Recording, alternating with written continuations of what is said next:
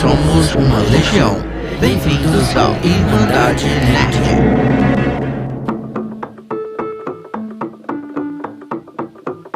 Olá, irmãos e irmãs do Irmandade Nerd Podcast. Sejam muito bem-vindos ao episódio 30 do nosso podcast. Aqui é o Marlon. E aqui é o Renan. E esse episódio 30 não é só o episódio 30, mas também é o primeiro dessa temporada de episódios, né? É o último dessa temporada. Primeiro. É o último dessa temporada. A gente já vai deixar esse aviso aí pra vocês. Nossa, estamos dando uma pausa aí de merecidas férias, vai. A gente tá aí com o projeto toda semana, toda terça, postando episódio já desde o início do ano. E a pausa? A gente deu uma... Pra não dizer que a gente não teve nenhuma pausa até agora, teve uma pequena pausa ali no início do ano, que foi quando eu me mudei de São Paulo pra cá. E foi uma sequência de acontecimentos, né? Não foi só isso, foi mudança, problema no seu canal e... Foi por vários motivos. Fim de ano, Natal, né? Parar. Também, muita coisa. Sim. Então essa é a primeira férias que a gente vai tirar. Essa é a primeira pausa oficial. Aquilo lá foi uma pausa forçada. Não programada, né? Que assim, realmente foi... E além disso, a gente tá esquecendo, né? Teve o Discord dando problema também. Tipo, a gente também teve, a gente já teve que postar episódio numa quinta em vez de postar na terça. A gente ia ter o último episódio antes dessa pausa pra você mudar, mas aí Discord caiu no dia, aí você teve que começar a mudança e foi. Mas agora é a primeira pausa oficial. E a pausa também não é só porque a gente quer descansar, a gente também tá com algumas mudanças, a gente tá querendo...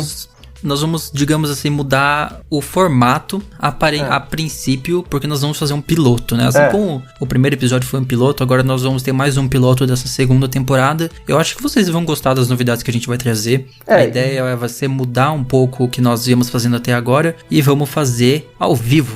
É isso mesmo, live. A gente vai estar fazendo ao vivo e, é claro, vai continuar saindo nas plataformas como costuma sair aí, normalmente nas terças-feiras, mas vai começar a ter as gravações, digamos assim, ao vivo no nosso canal no YouTube. Acho que vai ser algo bem interessante. A gente vai fazer um piloto disso quando a gente voltar, que vai ser comecinho de agosto, né? Isso. Enquanto isso, a gente vai deixar tanto aqui no comentário do YouTube, quanto no Linktree nosso, a gente vai deixar um link de uma pesquisa lá. Acessa. É muito importante você responder, porque a gente faz algumas perguntas que vão ajudar a gente também a montar esse formato lá pra frente, o que vocês querem ver e tal. Isso. E aí também a gente muito importante, então.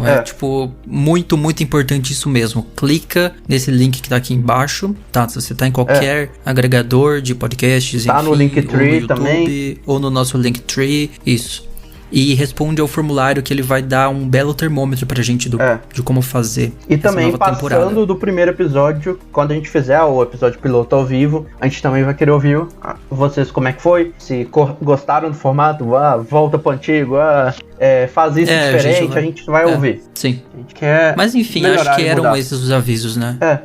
Acho que é isso. E agora... A gente não vai chorar, Tá acabando o Irmandade Nerd, não tá só acabando. Uma pausa, a gente já volta. É um período de mudanças, né? Pequeno período de mudanças aí, mas a gente vai voltar. Então bora falar do episódio de hoje de uma vez. O que temos pra hoje, Renan? Hoje a pauta... Mais uma pauta montada pelo Renan. Essa aqui é uma pauta que eu tô assim... Deixa eu olhar qual foi o episódio aqui. Eu acho que foi do quinto episódio, foi o The Game Awards. É uma pauta que eu tô querendo fazer desde então. Eu nunca tinha montado ela do jeito que eu... Tipo assim, eu nunca tinha pensado ela de um jeito que me fosse tão interessante a ponto disso. Que é uma área que talvez não seja tão fácil de montar um assunto quanto as outras. Mas é uma área que eu gosto muito, eu sei que o Marlon gosta pra caramba também. Gosto pra caramba. Inclusive, é uma coisa que eu tava fazendo enquanto eu montava a pauta, que é música, né? Eu tava ouvindo música enquanto eu montava a pauta sobre música. Você tava realmente no Inception musical aí. Tava. Fazendo um programa sobre música, ouvindo música. Porque realmente, música é um episódio que eu acho um tema um pouco mais difícil de falar sobre, a não ser que você entre em coisa muito específica, tipo, vamos falar sobre o rock nos anos 70. Mas aqui a gente vai falar um pouco de música. Aqui a gente vai pegar a música em geral, né? E vai ver o reflexo e os impactos dela, né? Tipo assim, a gente vai começar falando um pouco de como a música tá hoje em dia no nosso mundo, né? O quão presente ela tá. E como nós consumimos ela hoje. E como ela se relaciona tanto como é que chama? A sociedade em si, quanto as séries, filmes, os jogos que a gente joga, como isso tudo tá ligado. As trilhas, né? Inclusive, a gente, no nosso episódio especial do fim do ano passado, que foi o nosso melhores e piores do ano, né? A gente fez questão de colocar música junto, né? A gente não só falou de série, filme e jogo, a gente colocou música junto, então... que é uma música coisa que algo muito importante pra gente. Que é muito... Como é que chama? É muito pouco olhado, né? Tipo, quantas premiações de filmes e séries tem e quantas premiações de música tem? É só, tipo, você vê esse ponto. O quanto é falado, na verdade, né? Porque até tem algumas premiações, tem o Grammy, né? Mas não tem o mesmo impacto, sem dúvida, de Oscar, The Game Awards. Aí, tipo, você vai passar, tipo, do Game Awards, as duas categorias de música, por exemplo, do Game Awards, foram tacadas, literalmente. Tipo, quem ganhou foi X jeito, e quem ganhou foi Y. Acabou. Não teve aquela grandeza que tem, na verdade, na maioria dos eventos. Nas outras premiações, nas outras categorias. Mas então, bora lá pra pauta, né? Bora lá. Vamos começar falando um pouco de dado, né? Eu até botei um título e ia falar demais, mas eu resolvi focar na maior plataforma de streaming hoje em dia de música pra falar dos dados, que é o Spotify. Isso, Spotify, que é o mais... Como eu disse, né? Como nós consumimos música, acho que o Spotify é o local onde as pessoas mais consomem música hoje, né? Acho que talvez o YouTube talvez chegue perto, mas... igual ele teoricamente tem 36% da fatia desse mercado de streaming de música hoje em dia. Então, realmente, ele é o maior e é o melhor pra gente ver usar como referência pra gente ver com parte da nossa cultura, do nosso dia a dia, música faz, né? Sim. Então, assim, pra você ter ideia, esses dados que a gente vai falar, eles só representam as áreas em que o Spotify tá disponível. Isso são só 79 mercados. 79? Caramba. Que não é muito. Então, porque assim, se você for olhar, muita coisa tá disponível em mais de 190 mercados. O Spotify só tá em 79. Então, assim, esses números podem até se falar assim, tem 6 bilhões de pessoas no mundo. Esse número é pouco, mas, tipo, não é 6 bilhões, 7 bilhões que a gente tá contando aqui. A gente tá contando um número bem menor, que é o da galera que tem acesso ao Spotify, né? E nesse primeiro quarto desse ano, o Spotify anunciou que eles tinham 286 milhões de usuários ativos por mês, e desses 130 milhões eram usuários do Spotify Premium. 130 milhões eram Premium, quer dizer que mais da metade aí não é Premium, né? Mais da metade das pessoas que usam ativamente Spotify não tem a opção Premium, estão lá na versão gratuita, e aí a versão gratuita tem anúncios, né? A forma de monetização deles lá é com anúncios. Anúncios e alguns controles a menos, tipo de você não conseguir escolher música direito, às vezes você tem que seguir playlist, tem umas coisas assim você também. Perde algumas funções, alguns recursos, né? E comparado com o ano passado, isso representou um aumento de 69 milhões de usuários, que foi um aumento de 32%, e 30 milhões de assinantes do Spotify Premium, que representam um aumento de 30%. Então, mais ou menos aí 31% cresceu em média o Spotify nesse último ano. Então ele vem crescendo ainda bastante, né? Então ele é um mercado que já tá grande, né? 286 milhões. É muita gente para 79 mercados e vai crescer mais, né? Um outro exemplo que eles deram também disso é que o Spotify, ele lançou lá na Índia em fevereiro de 2019, ou seja, só ano passado. E nos dois primeiros meses pós-lançamento, o Spotify teve uma adesão de 2 milhões de usuários na Índia. Caramba, é bastante coisa pra um país só, né? Tudo bem que é um país bem populoso, né? Mas ainda assim, 2 milhões não é qualquer serviço, que chega em apenas 2 meses e já tem 2 milhões de usuários. E desses 286 milhões, 55% desses usuários são pessoas entre 18 e 34 anos. Mais da geração millennials ali, talvez um pouco mais antigos, né? É a gente, né? Não tanto você mais, porque você tá usando mais o YouTube, né? Eu mesmo não uso Spotify faz um tempo já. Assim, o Spotify, a gente é interessante mencionar que ele tá tendo bastante concorrência, né? Tá vendo muita concorrência aí nele. Inclusive... O Deezer é um que eu vejo muita gente usar, porque ele tá vinculado a planos de telefonia, né? Tem alguns planos de telefone aí que eu não vou dar o nome porque não tá me pagando, que você assina o plano e vem lá Deezer gratuito. Quê? Respirei aqui.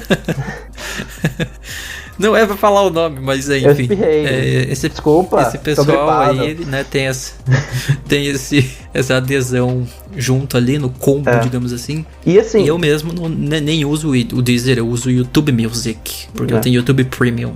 Então, e assim, eu migrei pro YouTube Music. Eu não coloquei isso aqui na pauta, mas lá nos Estados Unidos, o Spotify não é o maior. O maior lá nos Estados Unidos é o Apple Music. Lá o Apple ainda é grande, né? Ainda tem uma fatia grande, porque as pessoas têm iPhone, então... E ele chegou a ultrapassar o Spotify em 2018, e desde então tá no topo. O Apple Music ultrapassou o Spotify nos Estados Unidos, né? Isso, Mas no mundo, o Spotify ainda é o maior. E outro status que eles chegaram a ver é que usuários, eles gastam uma média de 25 horas por mês ouvindo música. 25 horas, quer dizer que daí o quê? Pouco menos de 1 hora por dia? Vamos colocar aí 40 e poucos minutos, 50 e poucos minutos por dia. É meio que falar que mais ou menos um dia por mês a pessoa passa ouvindo música. Passa o dia inteiro sem dormir, sem nada. Que se você já pensar, são 12 dias no ano, né? Quase. Dá 12 dias e meio, na verdade. 25 a 12 dias e meio por ano. Então é muito... eu lembro que quando eu era do Spotify, eles fazem aquele... No final do ano, eles fazem lá mostrando estatísticas, né?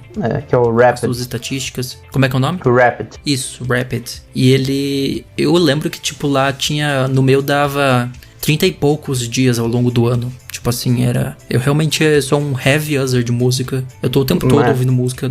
Seria legal se o YouTube Music fizesse isso pra mim ver se continuo na mesma. Mas eu sou realmente um heavy user de música. Outro dado que eles chegaram também é que por semana, um usuário ele escuta em média 41 artistas diferentes. Em uma semana. Eu coloquei diferentes aqui, mas no texto tava como únicos. Eu imagino que isso conta, por exemplo, você ouvir um artista que fez uma música solo, mas ele também faz parte de uma banda, isso ele conta como um só. Então, tipo, ele fala às vezes único, na verdade. Então, às vezes, tipo, você escuta, por exemplo, Fresno de Ferreiro e ele conta como não sei. Então, eu acho que não. Eu acho que depende de cada página de artista, né? Cada artista tem sua própria página. Eu acho que a de Ferreiro tem uma, a Fresno tem outra. Tipo, a mesma coisa você dizer o Black Eyed Peas vai ter tem a página do Black Eyed Peas, tem a do will.i.am, tem a da Fergie, etc, etc. Agora que você falou aí que eu reparei, mano. Eu falei Fresno, é NX0. NX0. É verdade, nem eu tinha reparado, porque eu não escuto muito. Que? Pera. Tipo, eu reparei na hora que você falou, na hora que eu falei... O pessoal agora está enfurecido com você, Renan. Você confundiu o NX0 com o Fresno. Na hora que eu falei, tipo, eu não reparei. Aí na hora que você falou, eu falei, pera, que? Mas 41 artistas por semana, né? Diferentes ou únicos. E desses 286 milhões, 44% dos usuários eles escutam músicas e podcasts no Spotify diariamente. Todos os dias. Tá aí uma coisa que você talvez esteja fazendo agora, né? Você pode estar ouvindo esse podcast no Spotify. Na real, eu não lembro das nossas estatísticas, mas eu acho que o Spotify era o principal, né? É um dos. Junto com o YouTube, é um dos, né? E... acho que junto com o YouTube é um dos principais, nossa. Na verdade, o YouTube não conta, porque ele... É a parte nossa, né? Ele é a parte, mas acho que das plataformas de streaming, eu acho que o Spotify era maior. E voltando, vamos falar um pouco agora mais de artistas em si e a popularidade deles lá. Ano passado, o artista mais ouvido no Spotify foi o Post Malone, com mais de 6,5 bilhões de músicas tocadas. Caramba, mas daí quase uma música para cada habitante da Terra. Mas ele não chegou perto do recordista, que é o Drake. Que o Drake teve 8,2 bilhões de músicas tocadas em 2018 e 7,4 bilhões em 2017. 2016, né? 2016, Então, tipo assim, o Drake é o recordista agora, por enquanto. 8 bilhões de músicas tocadas. Mas isso foi 2 anos atrás, né? Quer dizer, é estranho, parece que as pessoas diversificaram um pouco aí, né? Passaram para Post Malone em 2019, sendo mais tocado, e diminuiu a quantidade de tocadas. E em 2020 não tem dados ainda, né? Mas acho que as pessoas estão... A música está se tornando mais democrática. Tanto é que eu mesmo tenho amigos que estão no Spotify, tem contratos com essas One RPM, essas gravadoras que colocam você no Spotify. Você mesmo, o Bernardo, você falou, você recomendou no último programa, né? Inclusive. O Bernardo tem uma página no Spotify. Então, assim, não é mais tão difícil estar lá. Antigamente parecia mais difícil estar no Spotify, mas hoje não é mais tanto. Ele tá mais acessível, né? Inclusive a gente conseguiu, tipo, você olha às vezes e fala, nossa, eu tenho que colocar meu podcast lá no Spotify vai ser uma coisa tão difícil, a gente conseguiu até tranquilo. Não, na verdade é bem fácil, né? Mais fácil que as pessoas imaginam até. Porque quando você olha de fora parece aquela monstruosidade, né? Como que você entra no Spotify, como que faz pra tá lá? Mas agora vamos continuar falando um pouco mais do Drake. O Drake realmente ele é um dos recordistas do Spotify, né? Ele além de ter 8,2 bilhões de músicas tocadas em 2018, ele atualmente é o cantor com mais músicas tocadas mensalmente, com 43 milhões de plays. 43 milhões, é bastante coisa. Nenhum deles é meu, mas... Outro recorde que o Drake conseguiu é que a música dele, a One Dance, ela foi a primeira música no Spotify a alcançar 1 bilhão de plays. One Dance, olha aí. E ela... Também nunca ouvi essa música, mas é a primeira que alcançou 1 bilhão. E ele demorou 8 anos pra acontecer esse primeiro feito, né? E depois dele ter conseguido a primeira música com 1 bilhão em 2016, em 2018, 2 anos depois, 10 músicas conseguiram essa marca. E atualmente, 2020, que dá 12 anos depois do surgimento do Spotify, a gente tem 75 músicas com mais de 1 bilhão de plays. 75 já. É o mesmo fenômeno que a gente viu no YouTube, né? Quem seria o primeiro vídeo a alcançar 1 bilhão? Aí foi o Psy. Foi, né? Psy? Acho que foi. Foi o Psy, aí depois veio um monte. Hoje já tem aí dezenas de vídeos no YouTube que tem 1 bilhão de plays. Mas é um negócio bem difícil de alcançar, né? É assim, demorou 12 anos. O YouTube... tem 15 anos. Na verdade o Psy foi o quê? 2014? Por aí, então demorou 9 anos, Demorou mais ou menos ao mesmo tempo aí pros dois terem esse mesmo nível de alcances, né? De 1 bilhão de plays. E aí depois que um passa, abre a porteira pro resto, né? Que é o caso aqui, né? Demorou 8 anos pra uma música. Aí depois em mais 2 já tinha 75. E mais 4, né? Que foi 12 anos depois. Agora, 12 anos. Então foi de 8, 2 anos depois já tinha 10. E 2 anos depois já tinha 75. Mas o Drake não é o cara com a música mais ouvida do Spotify. O cara com a música mais ouvida do Spotify é o Ed Sheeran. A clássica Shape of You. Que já virou tipo... Putz, essa daí eu posso dizer que eu já contribuí um pouco. Pelo menos nessa eu já contribuí com alguns plays. Eu já ouvi o Shape of You por bastante tempo. Ela tem 2,5 bilhões de plays no Spotify. Atualmente 2,5 bilhões. Caramba. E aí assim, uns últimos dados que são um pouco mais periféricos do Spotify, mas a gente mencionou o Spotify Rapid, né, que eles fazem todo fim de ano. No dia 2019, 60 milhões de pessoas interagiram com essa feature. Caramba. E outro dado que eles deram é que 16% dos usuários mensais ativos, eles escutam podcast no Spotify. Então, se você está escutando podcast no Spotify, você faz parte desses 16%. Né? 16% que estão no aplicativo e que consomem podcasts também, né? Sim. Isso é interessante. E o Spotify tem investido nisso, né? Tá sendo uma aula pra gente também aqui, isso. E o Spotify tem investido em podcast, né? Tá lançando até uns podcasts exclusivos do Spotify. Então, a tendência é esse número crescer, essa porcentagem crescer ainda mais agora em 2020. Sim.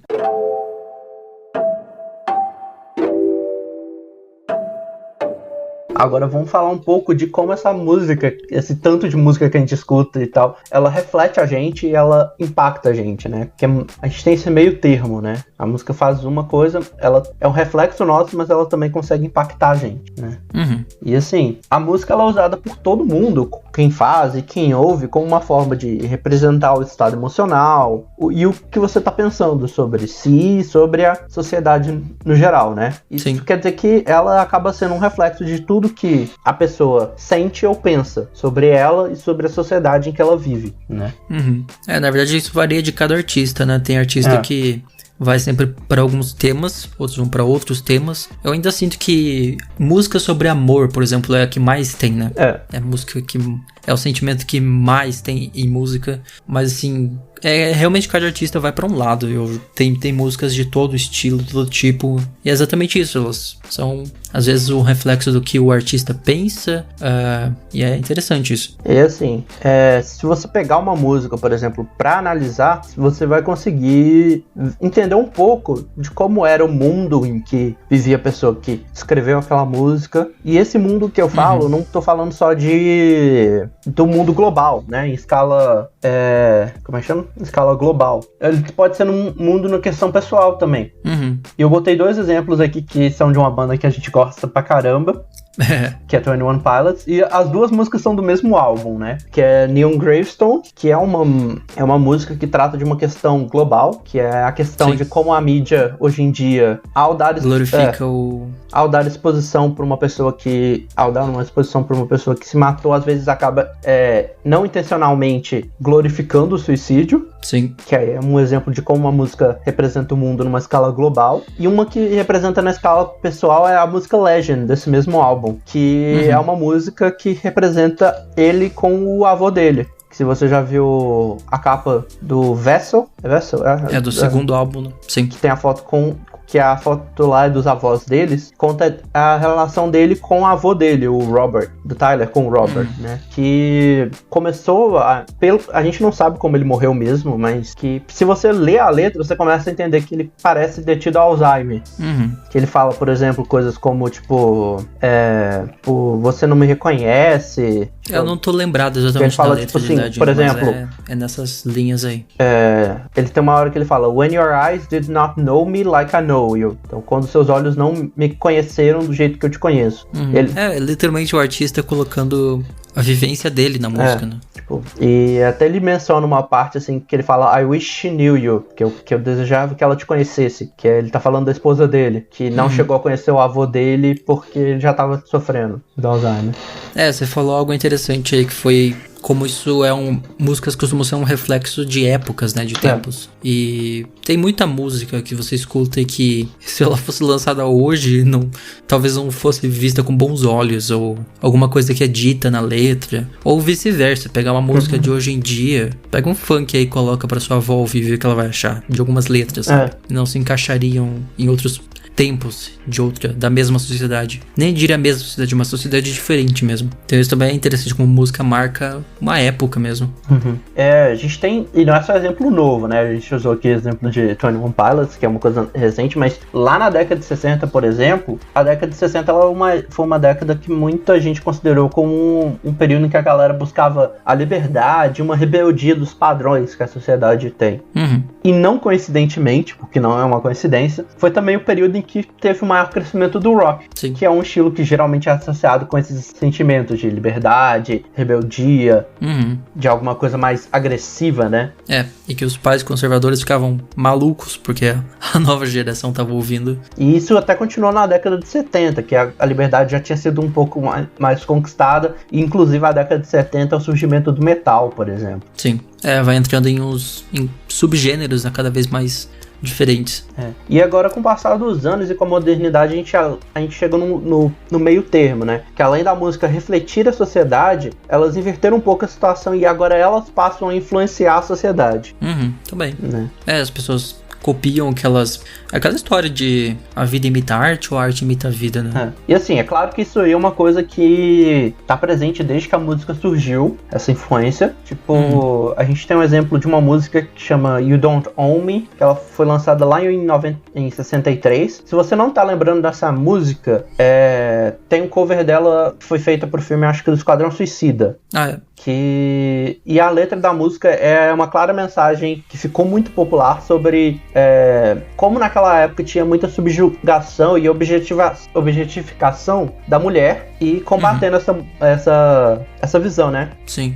Na letra ela fala assim: I'm not one of your many toys. Tipo, eu não sou um de seus muitos brinquedos. Então, e isso aí...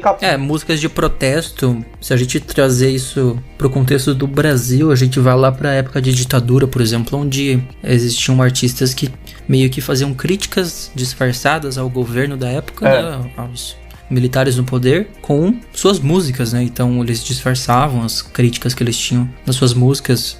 Muitas histórias de Raul Seixas, por exemplo, sendo censurado, músicas dele sendo censuradas. Por exemplo, Gospel, uma música do Raul que eu adoro e que é uma clara...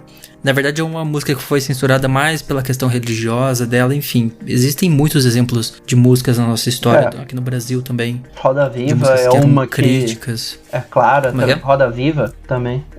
Sim, É uma clássica. Eu tô tentando lembrar uma que eu vi no episódio do Greg News, que ele até menciona que ele cantava de um jeito e depois ele descobriu que a música era a música que foi feita na ditadura e tal. Tô tentando lembrar qual que foi a música, mas eu não vou achar aqui, acho acho que agora não. Mas é muito engraçado, realmente. Às vezes você pega a música, você escuta agora, se você não escutar com uma análise, você não percebe. Tipo, nossa, isso aqui era... Ele tava criticando a falta de liberdade na ditadura. Por isso. Sim. Existem muitas músicas, na verdade, que você tem as pessoas ouvem achando que tem um significado e tem outro, né? Eu fico muito abismado com Hallelujah, por exemplo. Hallelujah é uma música, eu não lembro do artista agora, deixa eu procurar aqui. Mas assim, é uma música que toca em igreja. Cohen. Sabe, é uma música tão clássica de tocar em igreja e que é do Leonard Cohen. Essa música é clássica de qualquer casamento, toca aí, não pode faltar uma Hallelujah, e é uma música que é uma crítica a Deus, tipo assim, as pessoas tocam ela na igreja sem saber o significado da música, sabe?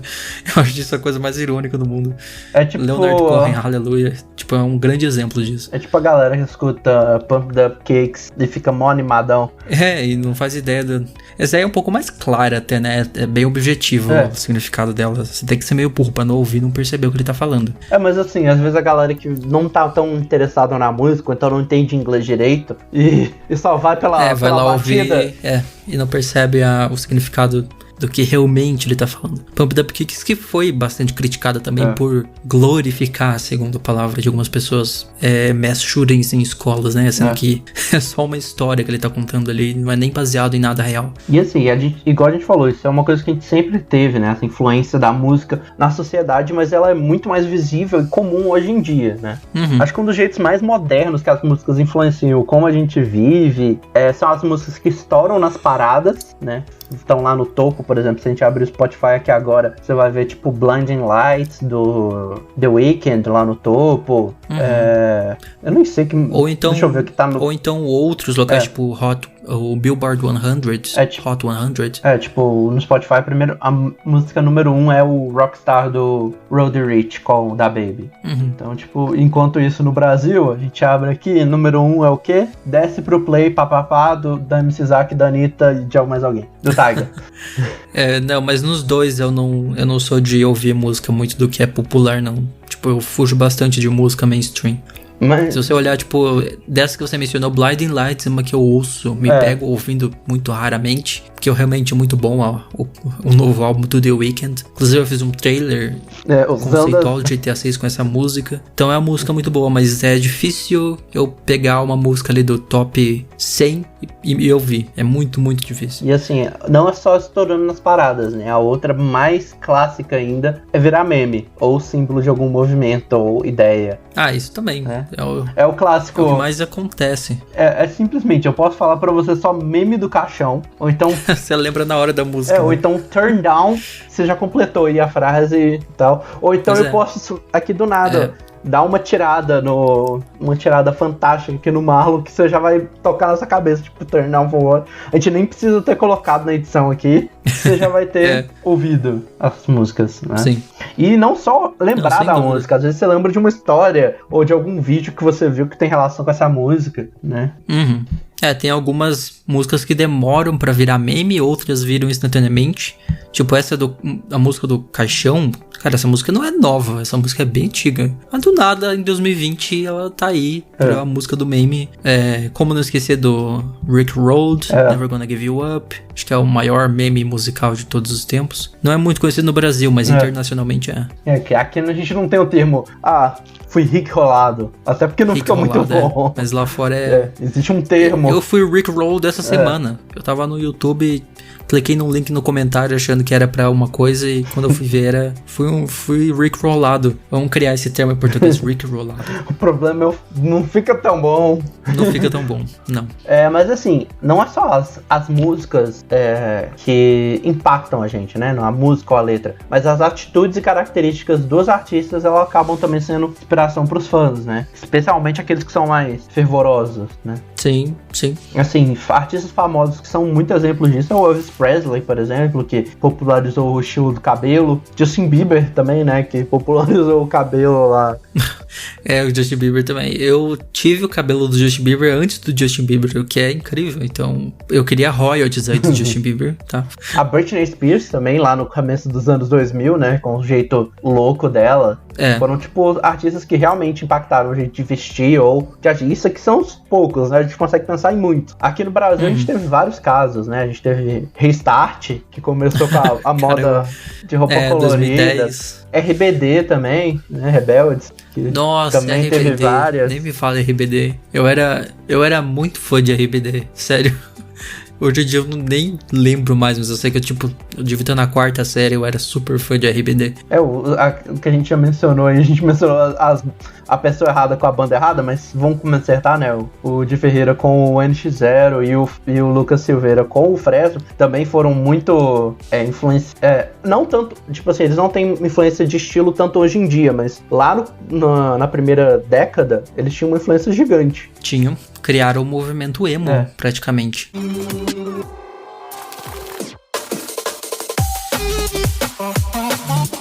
A gente falou aqui de impacto na sociedade, né? Mas não é só na sociedade que ela impacta, né? Ela vem impactando séries, filmes e jogos ao longo dos muitos anos, né? Na cultura pop a gente também né, tem que falar de música. Como eu disse antes, né? Lá na nossa premiação do Melhores e Piores do Ano, a gente fez questão de colocar música junto. E muitas das músicas que tinham lá eram de série e filme, né? Tinha trilhas e tal. E agora... Como, por exemplo, a trilha do Devil May Cry 5, que a gente tem que mencionar depois quando chegar na parte de jogos, né? Mas tem muita coisa pra mencionar. A gente primeiro vai falar um pouco focado em séries e filmes, porque os jogos, ele tem um quesinho a mais de importância da música lá até. Não que ela não seja importante pra séries e filmes, ela é extremamente importante, mas pros jogos ela tem um papel extra, né? Então assim, a música ela teve sempre presente na produção audiovisuais, mas lá no começo, ela não era como a gente conhece hoje em dia. Você sabe mais ou menos como é que era lá no começo? No início, em séries e filmes? Filmes, né? No começo lá na década de 1910 não tinha tanto... Não tinha filme com som, tinha filme sem som, né? Ah, sim, porque era mudo, o cinema era mudo. Mas você sabe que existia trilha sonora nessa época, né? Sim. Só que ela era feita não pela pessoa que fez o filme, e sim pelos músicos que eram contratados pelo cinema. O cinema contratava... Fazendo ali... Alguns faziam ao vivo, inclusive, né? Acho que 90% dos casos eram ao vivo. E, tipo assim, isso surgiu porque se não tivesse música, ia ficar aquele silêncio constrangedor na sala, né? 100 pessoas dentro de uma sala de cinema com crê no fundo. Aí eles fizeram isso, só que assim, cada sessão que você ia era uma trilha diferente, porque era criada pela pessoa que tava ali pra orquestrar. Então, tipo, você ia... É engraçado pensar nisso, que trilha sonora surgiu antes mesmo de diálogos em filmes, né? Antes de existir pessoas falando em filmes... Na época do cinema mudo tinha só a trilha no fundo e você ia lendo as letras, né, do que aparecia na tela. Só que assim, é mais engraçado. Você ia numa sessão, o cara falava, pra essa cena aqui, acho que uma musiquinha mais calma é boa. Aí, num outro cinema que você ia, não, um jazz pra essa cena vai ficar perfeito. Então, tipo, você podia ir em 2 cinemas ver o filme que você ia ter uma experiência diferente, porque a trilha sonora ia ser diferente, né? Mas assim, a música ela ganhou mais importância com a introdução dos filmes falados lá na década de 30, né? Acho que foi finalzinho da década de 20, começo da década de 30. E o primeiro filme que teve uma trilha sonora original pra ele foi King Kong, lá em 93, em 33, né? 33, primeiro filme com trilha sonora. Ou seja, com isso o diretor pegou uma orquestra, provavelmente, né? Normalmente contrata-se uma orquestra inteira pra fazer trilha sonora de filmes e fez uma trilha pro próprio filme. E não deixou a cargo da galera que tá lá. E causou o desemprego de muita gente, né? Tinha muito músico que trabalhava com isso. Muito músico perdeu o emprego aí nessa época. E assim, a evolução da tecnologia ao longo dos séculos ela foi um dos grandes propulsores da melhoria, tanto na qualidade quanto do conteúdo, qualidade do conteúdo, tanto quanto a qualidade técnica das músicas, né? E elas também permitiram que os diretores eles dessem uma experimentada com a produção sonora dos filmes, né? Então, sim. Você vai criar algumas cenas, por exemplo, em que você cria tensão no telespectador e tal, né? Total, porque música e trilha sonora negócio que realmente evoca sentimentos junto com... Ou às vezes a falta da trilha, né? Às vezes no filme de terror, a falta da trilha, daquele momento de tensão, vem aquele jumpscare clássico que primeiro fica tudo mudo. E essa é uma das funções, né? A gente tem várias funções, mas as 4 principais que a gente colocou aqui pra apontar é a primeira, criar a atmosfera de uma cena, né? Que igual você falou, de às vezes tacar o silêncio, ou então tacar uma música mais tensa lá naquela cena. Ou então tacar uma música mais triste pra criar a sensação, tipo, de... Igual, quando alguém morre e tal, aí você tá com uma música mais triste pra dar... Tipo em Marley e eu, tipo não isso. sei como dar exemplos, que não dê spoilers, inclusive. Outra coisa que isso faz, que também tem uma relação com criar atmosfera, é usar a música pra criar uma impressão ou um julgamento sobre uma cena ou um personagem. É tipo muito simples, é só você pensar, por exemplo, Darth Vader. Como aquela música mostra... Vem a música clássica na cabeça, né? Como aquela música mostra que o Darth Vader é muito imponente, que ele é uma força que você vai ter que lutar bravamente, temer e lutar bravamente contra, né? E tipo assim, você não precisa de cena pra você saber. E assim, o mais engraçado disso é que você pode trazer essa música depois e sem o personagem estar na tela, pra dar alguma ideia. Por exemplo, quando o Kylo Ren, por exemplo, ele começa a abraçar o lado vilão dele, por exemplo, eles poderiam botar a música do Darth Vader no fundo justamente para dar essa ideia. Ele está se tornando o Darth Vader, sabe? E é muito legal. E as pessoas já têm hoje como memória, todo mundo lembra dessa música com esse significado. E o mais engraçado é que isso pode ser usado pra inverter o jogo. Então, tipo, num filme de terror você tá com aquela música mais tensa e tal, só que não vai acontecer nada. Você só quer deixar a pessoa tensa e, tipo, no final é um gato. É você, Satanás. É tipo aquela clássica cena, tipo assim, a pessoa tá andando, ela escuta um barulho vindo de um bequinho, de alguma coisa caindo, ela começa a entrar e você bota a música mais tensa, na hora que ela vai ver é um gato que derrubou, só. Ela também serve pra expressar emoções do personagem, da cena, né? Então, tipo assim, quem não vai lembrar de... Expressar o que ele tá sentindo naquele momento, assim. Quem não vai lembrar, tipo, de Celine Dion cantando I Will Always Love You em Titanic, que é muito o sentimento que a Rose tá tendo lá, né? Ela tá meio que... É o sentimento que ela depois tem pelo Jack, né? Violinistas tocando enquanto tá afundando. O outro fator muito usado também é pra fazer uma referência a um fator cultural, social, geográfico ou temporal, né? Tipo, você tacar uma música ali pra aquela clássica música que você escuta e fala: então a gente tá indo pro México, o filme. Às vezes não precisa nem aparecer imagem. Se você já escuta a batidinha na música e fala, México. Músicas que marcam uma cultura, né? Tipo, tem a música brasileira, você pensa em bossa, em samba, acho que samba é o mais famoso mundialmente. Você pensa em um filme oriental, um filme com ninja, você vai ter uma música oriental.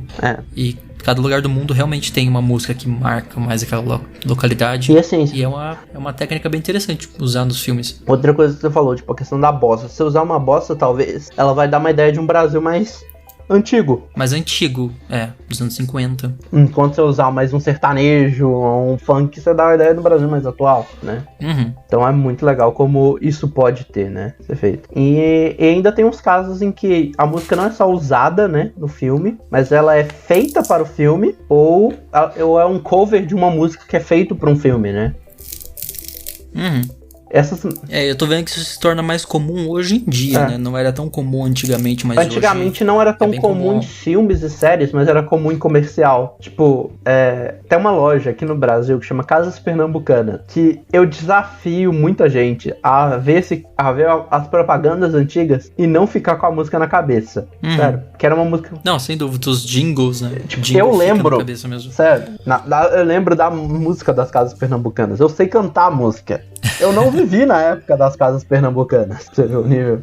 Mas eu consigo te recitar a música inteira. Não adianta bater, que eu não deixo você entrar. Eu consigo recitar o resto todo, mas eu vou parar por aqui, senão o jogo é tamanho. Mas assim, o bom de você poder fazer uma música pra um filme ou fazer um cover é que elas acabam sendo mais marcantes do que você só simplesmente adaptar uma música pro filme, né? Sim. E aí tem algumas músicas que realmente se encaixam no filme que naturalmente faz sentido colocar ali, mas quando você faz algo diretamente pro filme fica ainda melhor, né? E assim, e especialmente quando você faz a música, você pode colocar um significado maior na letra, que é tipo fazer com que a letra reflita o que tá acontecendo no filme. Apesar de que alguns álbuns, tipo, não sei, o Birds of Prey mesmo, nem todas as músicas dele foram feitas para o filme. Tem uma ou outra que foi, mas elas são meio que uma junção de músicas, algumas até que já existiam, já eram lançadas. Tanto é que esses álbuns como ter vários artistas, como né, no label de artistas deles são vários artistas diferentes. E ali é uma mistura dos dois. Tem música que foi feita pro filme, tem música que eles viram que se encaixava com o tema do filme. E assim, o mais engraçado, por exemplo, nesse caso do Birds of Prey, por exemplo, é que a temática do álbum segue a mesma temática do filme. Então, tipo, se você for olhar, o Birds of Prey é um filme sobre um grupo de mulheres. Então o álbum inteiro reflete isso. Então todas as músicas do álbum são músicas cantadas por mulheres. Sim, E eu acho que isso deixa ainda mais marcante a temática, a ideia do filme em si, né? De empoderamento, então. Um outro exemplo que eu gosto de dar muito sobre isso é quando aconteceu o contrário, né? Que ao invés de você fazer a música encaixar no filme, você faz o filme encaixar na música. Já teve caso assim? Tem um filme excelente, tá? É um dos meus filmes favoritos. Chama Baby Driver, que em português o nome dele é Em Ritmo de Fuga, do brilhante diretor Edgar Wright, né? Que é o cara que fez Shaun of the Dead, fez um monte de filme bom. O filme é estrelado pelo Ansel Elgort. A ideia do filme é que várias das cenas dele são pautadas com a música. Sim, em sincronia com a música, né? Eu já vi muito editor falando super bem do Baby Driver. Você encontra fácil, né? Eu vou deixar um link aqui de acho que é uma cena de 6 minutos. E é muito legal. Tipo assim, os movimentos que ele faz na mão dentro do carro, os movimentos que o carro faz, tudo são a favor da música. Tudo em ritmo, sincronia, sim. E não foram músicas feitas para o filme, foi o filme que foi feito em sincronia com a música, tipo, né? Já existiam as músicas. Tem música da década de 70, tipo, eu não lembro quando que a música Tequila, por exemplo, foi lançada. Deixa eu ver. Do The Champ. Não, mas é realmente insano. O Baby Driver é uma das edições mais incríveis. Tá aí um episódio que a gente vai... Um filme que a gente vai voltar a falar no episódio futuro sobre edições. Porque, caramba, esse filme bota um filme bem editado. E ele consegue ter um senso de humor muito bom. É um filme que ele, na verdade, ele foi feito e montado pra música ao invés da música ser feita e montada pro filme, sabe? Pro filme,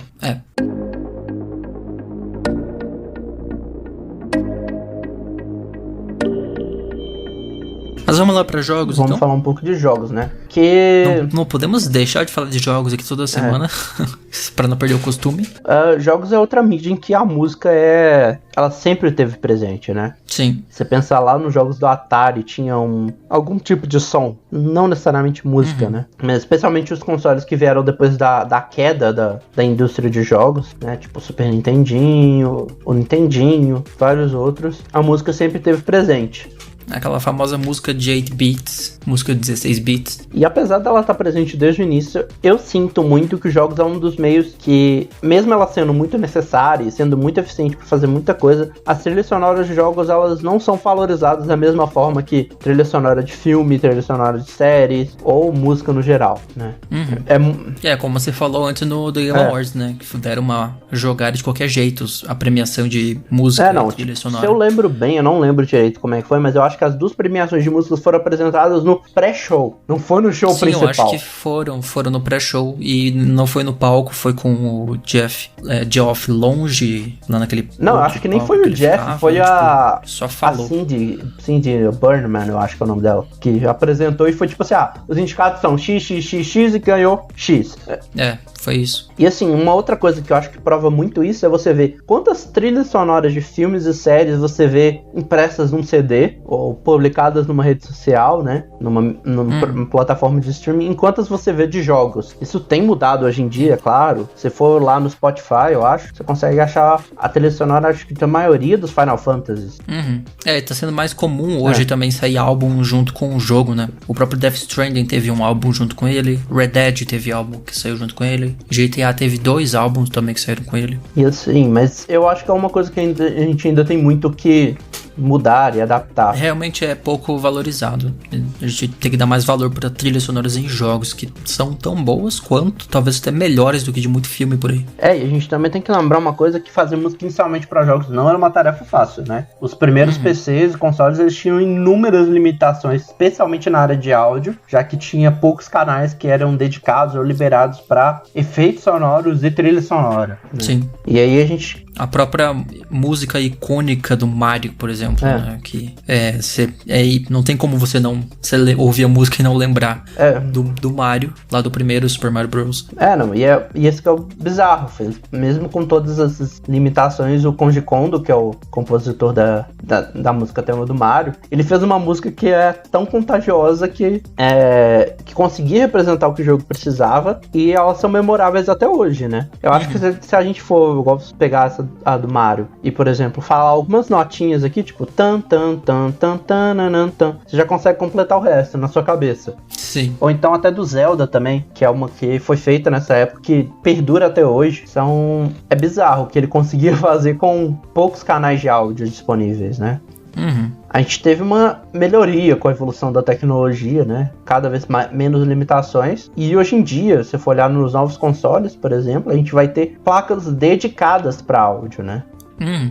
Então, inclusive está sendo bastante prometido nessa próxima geração a melhoria de áudio, né? Sim. Que vai ser realmente um grande salto que nós não tivemos entre a 7ª e a 8ª, que agora nós vamos ter entre a 8ª e a 9ª. Mas aí entra mais na parte de áudio em geral, né? Áudio vindo de direções e tal, mas eu acredito que trilhas sonoras também vão se beneficiar muito dessa tecnologia. Isso ele permitiu que o compositor ele transformasse as músicas dos jogos em uma arte por si só, né? Sim. E assim, é uma prova clássica de como elas impactam a experiência. Eu acho que se a gente parar agora e falar assim, pensa no seu jogo favorito, pensa na música do seu jogo favorito, ou de um dos seus jogos favoritos, é quase certo que você consiga pensar em pelo menos uma ou duas músicas marcantes. Sim, pior que é. Eu consigo facilmente lembrar a música do Horizon, sério. Se você assistiu quando a gente tava acompanhando o anúncio do PlayStation 5, você vai reparar que eu, pela música, consegui detectar nos primeiros segundos do trailer que aquilo ali era o Horizon.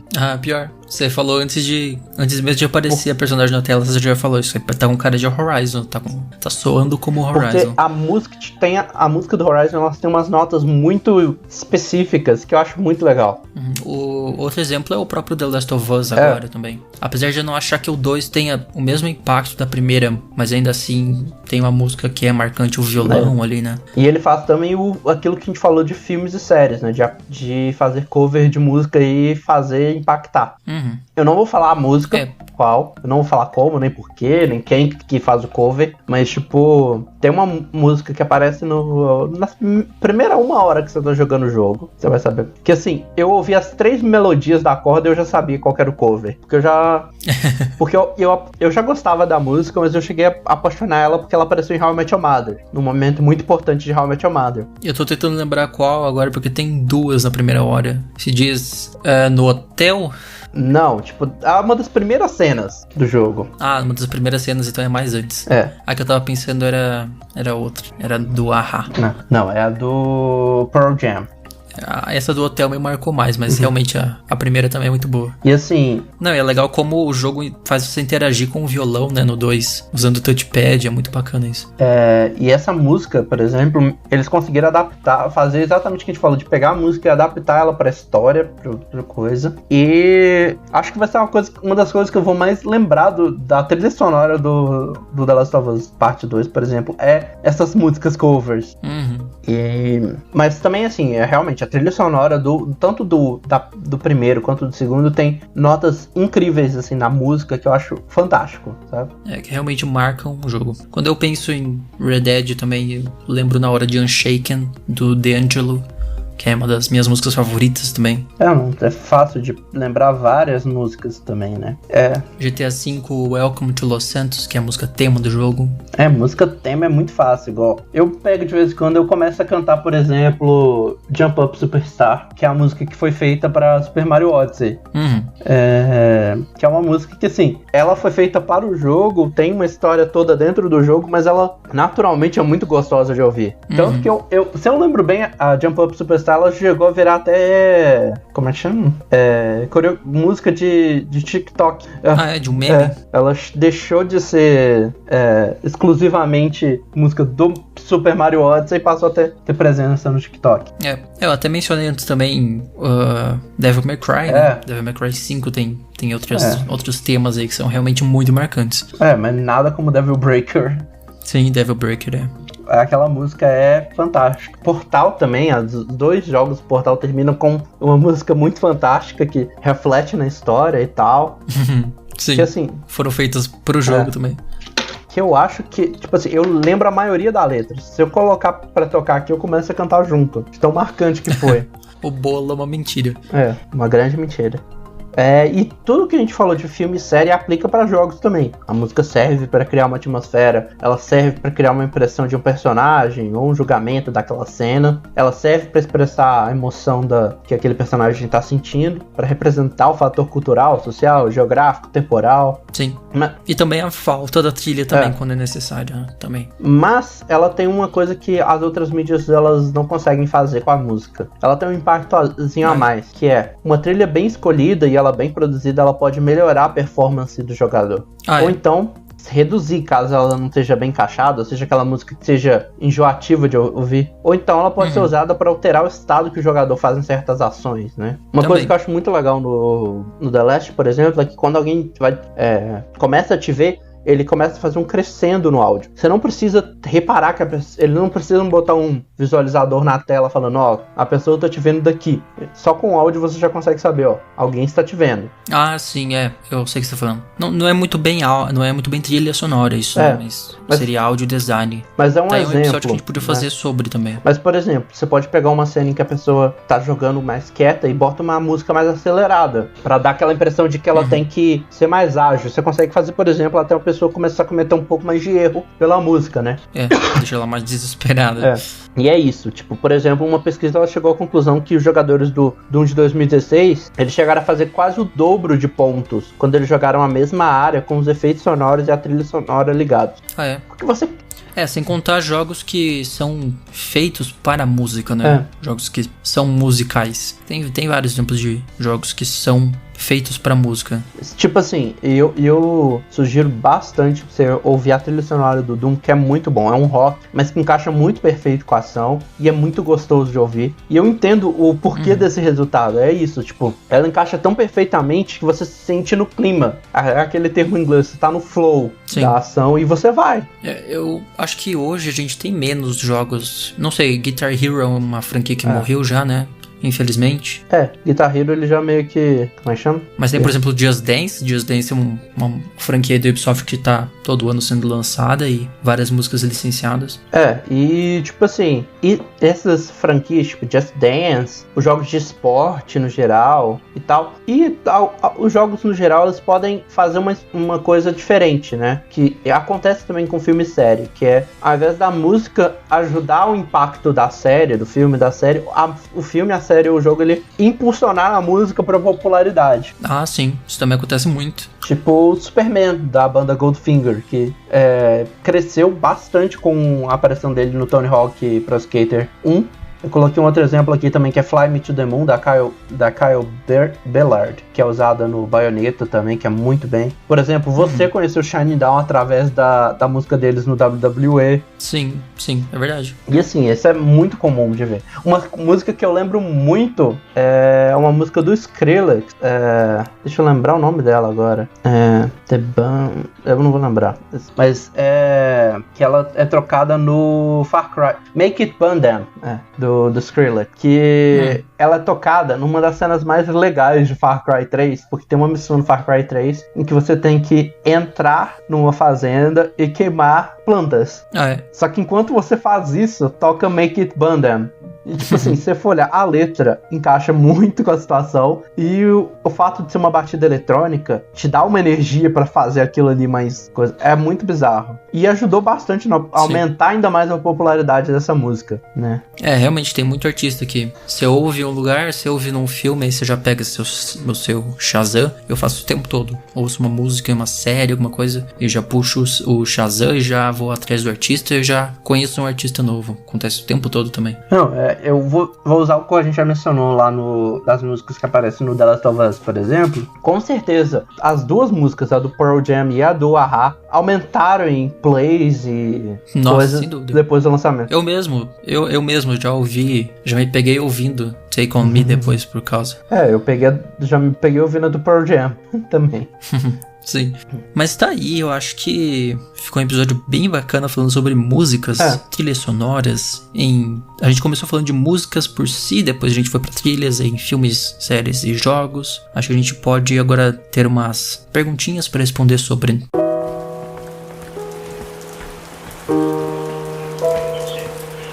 A gente vai terminar com algumas perguntas antes da gente pegar. E essas perguntas também são para vocês comentarem com a gente. Comenta aí respondendo ela. A principal é a clássica, né? Qual que é o papel da música nas nossas vidas? Ou nas suas vidas também, se você tá ouvindo. Eu digo 100%. Não tem, não tem como, sabe? Eu acho que... Realmente, eu passo muito tempo ouvindo música. Eu durmo ouvindo música. Tipo assim, sério. Eu acordo de manhã, às vezes tá com meu celular ligado ainda numa playlist. Eu passei, literalmente o meu sono inteiro ouvindo música. Então eu ouço muita música. Eu também, agora que eu tô com a Alexa aqui do lado, por exemplo, eu direto começo a lembrar de uma música e falo, toca. Tal música toca. E na hora que eu vou ver, eu tô ouvindo já várias músicas ao longo do dia. Sim. Eu acho que música, o papel dela, pelo menos pra mim, ela costuma ter muito de marcar uma época. Tem músicas que eu lembro que minhas músicas favoritas de uma época, de uma determinada época, isso meio que me transporta pra lá quando eu ouço ela de novo, sabe? Não, eu também tenho muito disso. Eu até mencionar, tem uma história muito legal pra comentar na hora que a gente chegar lá na última pergunta. Mas realmente, música pra mim é vida. É literalmente isso. Acho que não tem um momento da minha vida que eu não tenha tido música envolvida de alguma forma, sabe? Sim. E eu sou, terrível. Eu fico com música na cabeça facinho. Igual teve anúncio semana passada do personagem de Smash, do ARMS. Eu tô com as músicas do ARMS. Antes da gente começar aqui, eu tava escutando algumas músicas do ARMS, que eu tava com ela na cabeça. Aquela música que fica na cabeça por horas. Também acontece comigo o tempo todo. E é mais uma prova de como até música de videogame é incrível também. Eu às vezes eu do nada falo, vou ouvir, como é que chama? O tema da Aloy do Horizon. Eu coloco. Tem lá no Spotify, eu às vezes coloco, vamos. Porque é muito gostoso, não? E é possível imaginar um mundo sem música? Acho que essa resposta é bem simples. Não. Eu não conseguiria me imaginar. Eu também. Inclusive, a gente tem que ver quando a gente for fazer um episódio mais sobre psicologia de novo, como a gente fez. Qual episódio a gente fez recentemente que era bem sobre psicologia? Efeito Mandela, né? Acho que foi o mais próximo. A gente podia estudar exatamente como que música surgiu na gente, por que coisas rítmicas são prazerosas de ouvir, tem toda uma área da psicologia que estuda isso. Tem muita questão que comenta como... Mas assim, é possível viver sem música, sem dúvida não. Tem muita coisa que comenta como as células do nosso corpo começam a vibrar na mesma frequência da música que a gente tá ouvindo. Sim. Por isso que às vezes, por exemplo, escutar um rock te deixa mais animado, enquanto escutar uma música mais depressiva, ela já te puxa pra baixo. E sempre tem essas coisinhas assim, sabe? E pra terminar, a última pergunta é se existe alguma música que marcou a gente, ou lembra de algum momento, alguma pessoa. Essa pergunta sim, tem músicas que me marcaram, que lembram pessoas. Normalmente em alguns relacionamentos costuma ter aquele negócio essa aqui é a nossa música, tá ligado? Algumas e eu tive já alguns desses exemplos e são músicas que hoje eu não consigo ouvir mais porque lembram da pessoa. Então acho que todo mundo tem um pouco disso. Ou então às vezes você lembra pra matar a saudade da pessoa. Ou então ou então alguma coisa aconteceu, você tava ouvindo alguma música, aí você ouve e você... Como é que chama? Você lembra daquele momento lá. Assim como eu falei antes de marcar épocas, tem músicas, principalmente músicas de 2010, que eu ouço e me transportam de novo pra minha época de 13 anos, sei lá. Você consegue ouvir uma música e te transportar com memórias daquela época. Dessa época. Não funciona pra músicas mais antigas do que antes, né? De momentos que eu não nasci, daí já não funciona. Mas é bem interessante isso. Música que me lembra muito de coisa antigamente são as músicas que tinham do Comédia, mano. Comédia MTV, Furfles. Essas músicas, Furfles Feelings, por exemplo, é muito uma música que me lembra muita coisa de adolescência. De quanto eu zoava essa música. O Comédia tinha muito sketch de música, é verdade. Tipo, tem uma música deles que é o Indiretas Já, que é incrível. Que tem altas indiretas de coisas que estavam... Já é uma das melhores criações do Adnet, eu acho, sério. Aquela música é incrível. Que ela...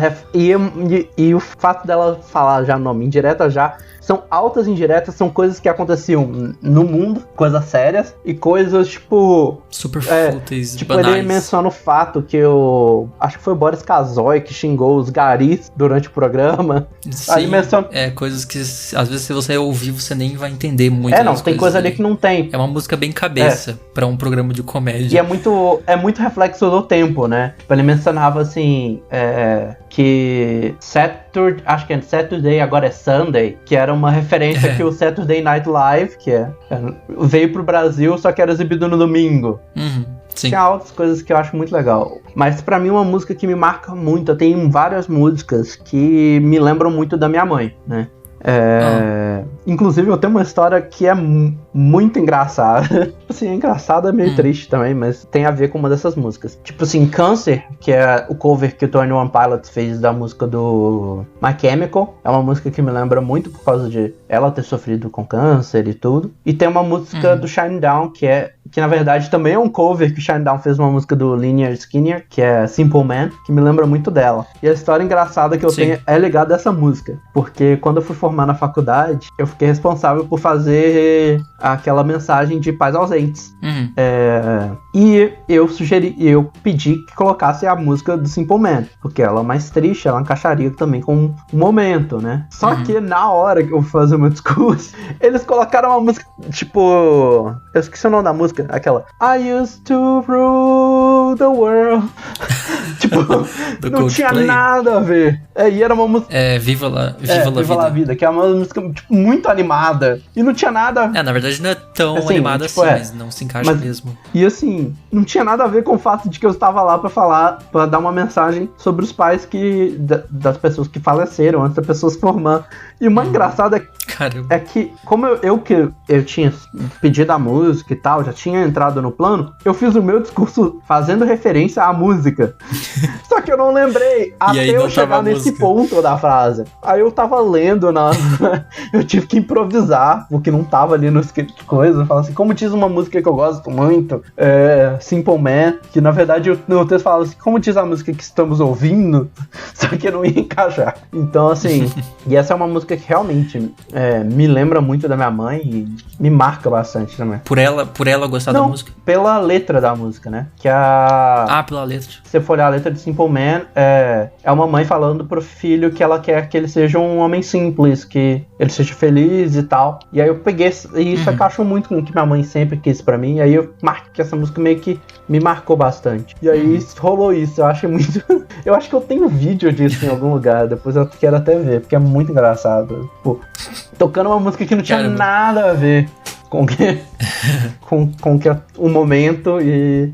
Tocando um Viva la Vida. Eu acho que era Viva la Vida.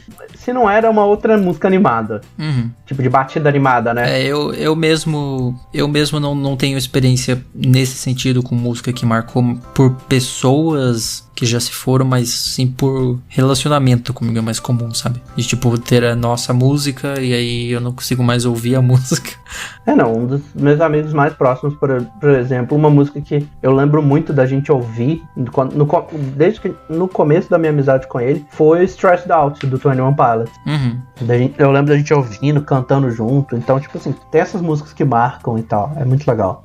E é interessante, né? A música deixa uma marca na nossa vida que seja... que às vezes você lembra do momento, você lembra da música automaticamente. Sim, eu tenho muito isso com Tame Impala mesmo, por exemplo. É bem legal, tipo, isso. Eu acho muito legal o efeito que a música tem na gente, sabe? E realmente, eu vou terminar esse episódio logo, porque eu quero ouvir música. Mentira, a gente tem recomendações ainda. A gente quer jogar The Last of Us, na verdade. Na verdade, eu vou fazer live daqui a pouco, depois que eu terminar de gravar isso aqui, então. Mas vamos lá para as recomendações, então. Antes disso, só lembrar, responda essas perguntas também. Lembra de responder o questionário. Sim. A gente quer saber também de você sobre... Já que muita gente deixa o episódio, porque a gente vê a retenção de público, muita gente deixa nesse segmento do Recomendações da Semana. Antes de você fechar o episódio, vai lá responder o formulário, tá? Responde essas perguntas também que a gente respondeu. A gente quer saber de vocês. Que música marcou vocês? Quão importante é a música pra vocês também, né? Vocês conseguiram viver sem ouvir música. Responde. E se você já tá fechando o episódio, a gente se vê na segunda temporada. Vamos lá pras recomendações da semana. Vamos lá ouvir as recomendações que eu acho que fica legal. É sempre coisa boa pra você assistir. Ou ouvir, ou não sei. Sugestões da semana. Seu guia do Irmandade Nerd. A sua recomendação vai ter a ver com o episódio? Não, é uma coisa que é outra coisa que eu terminei de assistir. Então eu vou eu primeiro, então, tanto faz. Se tivesse a ver com o episódio, eu já mandava ver agora, que já tem a ver, mas então eu vou recomendar uma série da Netflix e mais uma música, já que é episódio sobre música, né? Vamos lá para a recomendação da série. É uma série em desenho animado chamada F is for Family. É uma série que se passa nos anos 70. É uma dessas séries adultas, sabe, da Netflix, que você não deveria assistir com seu sobrinho, com pessoas menores de idade, porque ela é meio pesada, mas é legal. É uma série de uma família, né, como o nome já diz, F is for Family. Uma família disfuncional dos anos 70 e cheia de problemas. Eu acho muito engraçado todas as situações que são mostrada ali na série, você consegue se relacionar com algumas delas, talvez não tanto algumas famílias, mas enfim, a série é feita pelo Bill Burr, acho que muita gente conhece o Bill Burr como comediante de stand-up mais, né, mas ele é o produtor da série. Ele inclusive tá no elenco da série, ele faz o Frank, o próprio pai, o Frank Murphy. E também tem o Bill Murphy, que é o filho da família, que eu diria que é um espelho do Bill Burr. Eu acho que muito da série foi inspirado na família dele nos anos 70. E enfim, é uma série super divertida, tá aí a recomendação. E a música, né, que eu falei que eu ia recomendar, já que eu sempre recomendo música quando eu não tenho nada pra recomendar, nesse episódio é o primeiro que eu tô tendo a liberdade de recomendar algo que tem a ver com o assunto e é música, né? Então vamos lá, a recomendação da semana para música, que é do meu grande amigo Kamaitachi de novo. Sim, eu já recomendei Kamaitachi, mas o Renan recomendou o Bernardo semana passada também, então não tem problema recomendar de novo. Kamaitachi lançou música nesse último mês aí, uma música chamada Sabat, mais uma leva de músicas na pegada dark dele. Se você ouvir essa música de madrugada ao contrário, eu não sei o que pode acontecer. Não, mentira, se você ouvir ao contrário, na verdade ela vira uma música gospel, né, não sei. Então se você gosta de uma música mais dark, tá aí Sabat, lá no canal dele no YouTube, tá no Spotify, em qualquer lugar você encontra. E é isso, as 2 recomendações da semana. Manda lá, Renan. Eu vou recomendar, muita gente já deve estar sabendo, eu tô meio que uma maratona de coisas num tempo de família, né, com minha tia. A gente tá assistindo coisas. A gente assistiu esses dias o Jogo da Lava. O Jogo da Lava, que eu cheguei a recomendar. A gente assistiu de Casas Extraordinárias. As Casas Mais Extraordinárias do Mundo. Recomendação da semana passada. E agora eu vou recomendar a competição que a gente assistiu essa última semana, que foi The Final Table, em português é The Final Table, que vence o melhor, que é uma disputa gastronômica mundial. Cada episódio, os 24 concorrentes, eles têm que fazer uma comida de um país. E é muito legal. Tem um episódio do Brasil. Você tava me contando que eles chegaram no Brasil, e aí a comida típica era? Eles tiveram que fazer feijoada. É óbvio. É a única coisa que eu lembro. Assim, são 2 etapas ao longo do episódio. Eles têm que fazer um prato típico, e aí a galera que vai pra fase de eliminação tem que fazer uma comida com que o alimento típico daquele país seja o prato principal. Então aqui no Brasil eles tiveram que fazer feijoada, que é o prato típico, e o alimento que eles tiveram que botar como destaque foi a mandioca. Caramba. É muito legal, porque você vai ver, tipo, acho que no México eles tiveram que fazer taco, na Inglaterra acho que foi um café da manhã típico. É muito legal, eu curti pra caramba. Como é que é o nome? Table? The Final Table, em português Que vence o melhor. E aí são vários países e assim, a primeira etapa é julgada por celebridades do país. Então, por exemplo, aqui no Brasil, o episódio do Brasil, uma das juradas é a Alessandra Ambrosio. No episódio dos Estados Unidos, por exemplo, tem o Dax Shepard, tem o Colin Hanks, que é o filho do Tom Hanks, o Dax Shepard, que é o marido da Kristen Bell. Tá aí, então. Mas este é o... Eu não sei como terminar esse episódio, porque é o fim desta primeira leva de episódios, né? Terminamos aqui a primeira temporada do Irmandade Nerd Podcast. Vamos voltar renovados daqui um mês, depois de um belo e merecido descanso. Enquanto isso, a gente vai estar também, na verdade, não descansando 100%. A gente tem muita coisa que vai produzir, que a gente vai pensar. A gente vai ter que produzir bastante. A gente vai voltar com um logo novo, a gente vai voltar com novas ideias, um formato diferente que a gente vai fazer no piloto, né? Sim. Mas é isso, pessoal. Eu acho que pra finalizar, a única coisa que a gente pode dizer por enquanto é muito obrigado. O último, muito obrigado por ter ouvido essa primeira temporada e a gente se vê na segunda. E como a gente já deixou de falar, a gente já falou várias vezes aqui, responde lá a pesquisa, ajuda a gente a melhorar, a mudar, a adaptar o formato pra vocês. Se tiver algum evento nesse próximo mês, assim, que valha a pena cobrir, a gente vai cobrir. Vai ter o da Ubisoft, né? Não vamos cobrir. Foi até minha opção de falar e cobrir, mas eu lembrei de um fator que não rola de cobrir. A Ubisoft dá strike nos canais, então não queremos isso, então não vai ter. Mas se tiver algum outro, tipo Xbox, que deve ter esse mês, a gente vai fazer. Vamos ter outras coisas também, várias coisas pra gente fazendo ao longo do mês também. Eu tenho uns projetos aqui que eu também tô querendo tirar do papel, vou aproveitar esse mês pra tirar. E é isso. É isso, pessoal. Valeu então por terem ouvido. Vamos dar os recadinhos finais de redes sociais. Você pode encontrar a gente aí em Irmandade Nerd Underline no Twitter e Instagram. E eu também no Twitter e Instagram em Marlon Marins Underline. E me encontrar lá no Twitter como Renan Chronicles, no Instagram como Renan P2. Eu não vou parar as fotos diárias, então vai lá acompanhar também. Continua lá o desafio das fotos diárias. Mas é isso aí, gente. Muito obrigado por terem ouvido essa primeira temporada. A gente volta na segunda temporada do Irmandade Nerd Podcast. Até a próxima. Já temos coisas, já dando uma leve coisa. Já tem muito tema pronto, já tem muito tema em mente, já tem convidado, praticamente confirmado. Então é isso. Espero que vai vir coisa boa aí. É isso aí. Falou.